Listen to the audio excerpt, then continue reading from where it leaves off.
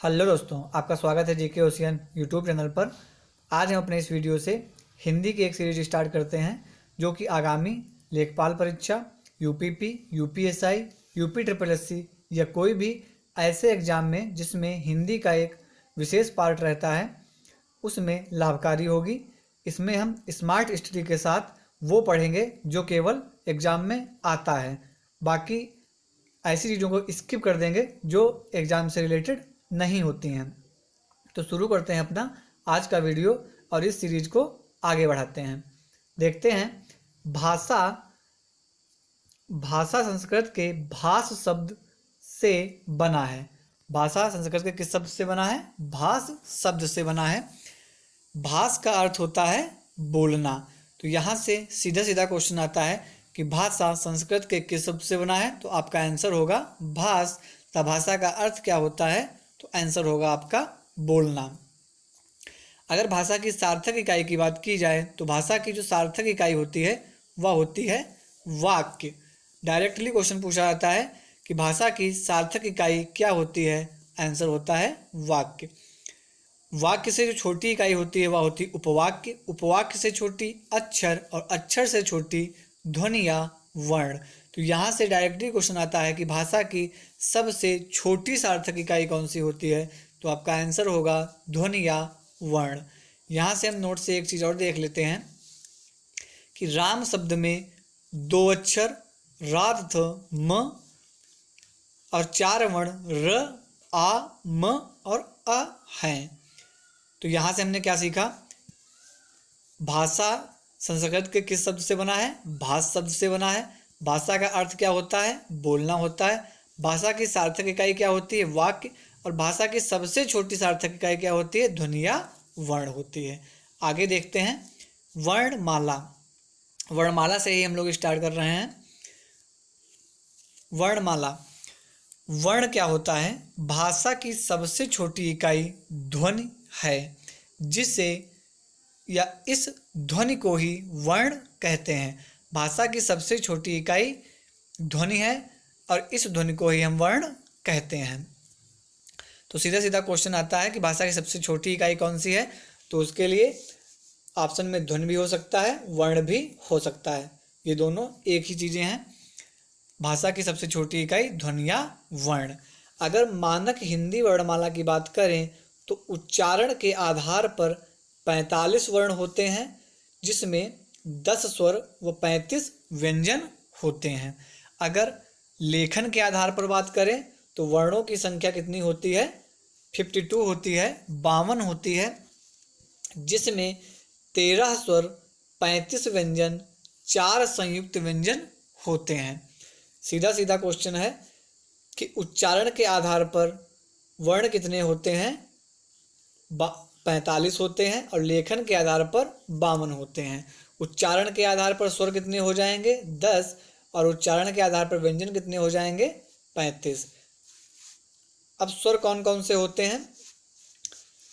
उच्चारण के आधार पर बात करें तो अ, आ, ई, उ और ऋ को छोड़ देंगे ए, ओ, औ। ये जो कुल 10 होंगे वो होंगे उच्चारण के आधार पर। और लेखन के आधार पर बात करेंगे तो इसमें 3 और ऐड हो जाएंगे 13। जो लेखन के आधार पर हैं उनको मैंने ब्रैकेट में करके लिख दिया है। आगे देखते हैं व्यंजन। अब व्यंजन देखते हैं तो व्यंजन का वर्ग से होता है, चा वर्ग होता है, टा वर्ग होता है, ता वर्ग होता है, प वर्ग होता है और अंतस्थ व्यंजन होते हैं, ऊष्म व्यंजन होते हैं। अगर बात करें ड़ और ढ़ की तो इन्हें द्विगुण या उच्छिप्त व्यंजन कहते हैं। यहाँ से क्वेश्चन डायरेक्टली आता है, 4 ऑप्शन दिए होते हैं, उसमें से पूछ लेता है इनमें से कौन से द्विगुण व्यंजन हैं या कौन द्विगुण व्यंजन है। तो द्विगुण या उच्छिप्त व्यंजन केवल यही 2 होते हैं, ड़ और ढ़। अंतस्थ व्यंजन की बात करें तो अंतस्थ व्यंजन में होता है या, र, ल, व, या, र, ल, व। ये 4 व्यंजन हमारे अंतस्थ व्यंजन होते हैं। इसमें भी डायरेक्टली क्वेश्चन आता है कि यह कैसा व्यंजन है? तो अंतस्थ व्यंजन है। ये 4 ऑप्शन दे दिया, इनमें से कौन अंतस्थ व्यंजन है? तो उसमें से देखना पड़ेगा कौन है। इसी टाइप से क्वेश्चन देता है। ये 4 व्यंजन याद कर लेने हैं। अंतस्थ व्यंजन होते हैं य, र, ल, व। ऊष्म व्यंजन की बात करें या स्पर्शी व्यंजन की बात करें तो होते हैं श, श, ह, श, श, श, ह। ये तीनों स और ह ऊष्म व्यंजन या स्पर्शी व्यंजन कहलाते हैं। ऊष्म व्यंजन होते क्या हैं कि जिसमें ऊष्मा भी उत्पन्न होती है, बोलने में उनके लिए ऊष्मा घर्षण उत्पन्न होता है, उनको स्पर्शी या ऊष्म व्यंजन कहते हैं। ये 4 व्यंजन होते हैं ऊष्म व्यंजन, यारा लावा, ये 4 व्यंजन होते हैं अंतस्थ व्यंजन। और क वर्ग, च वर्ग, ट वर्ग और त वर्ग व प वर्ग को हमको देख लेना है कि इसमें कौन कौन से वर्ण आते हैं। ये 2 हमको याद रखने हैं। द्विगुण, यहाँ से हम याद रखेंगे कि द्विगुण, द्वि में क्या आता है 2 आता है, तो यानी कि द्विगुण व्यंजन कितने होते हैं, केवल 2 होते हैं। अब यहाँ हम देखते हैं कुल कितने हो जाएंगे, 33 हो जाएंगे और 2 अगर द्विगुण इसमें जोड़ दिया जाए 35 हो जाते हैं। संयुक्त व्यंजन क्या होता है, संयुक्त व्यंजन होते हैं 4, छत्र, ज्ञ और श्र। यहाँ पे डायरेक्टली पूछा जाता है कि संयुक्त व्यंजन कितने होते हैं, तो आपका आंसर होगा 4। ऑप्शन देके पूछ लेगा तो आपको देखना होगा कौन सा इसमें से नहीं है या कौन सा इसमें से है। कुल मिला के ये 4 वर्ण आपको याद करने हैं, छत्र, ज्ञ और श्र। कभी कभी इसमें ऐसे क्वेश्चन पूछता है कि दे दिया कि त्र किससे मिलकर बना है, तो यहाँ पे हम देखेंगे जैसे कि छ है वो आधी क और श से मिलकर बनता है, त्र आधी त और र से मिलकर बनता है, ज्ञ आधी जा और इया से मिलकर बनता है और श्रा आधी सा और रा से मिलकर बनता है। ये हम याद कर लेंगे, इसको हम नोट डाउन करते चलेंगे।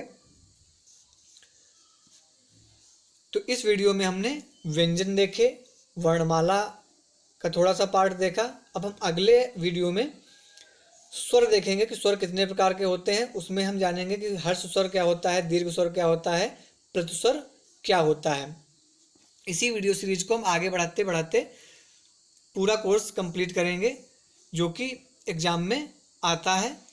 तो ऐसे ही और वीडियोज पाने के लिए हमारे यूट्यूब चैनल को आप लाइक करें, शेयर करें और सब्सक्राइब करना बिल्कुल ना भूलें।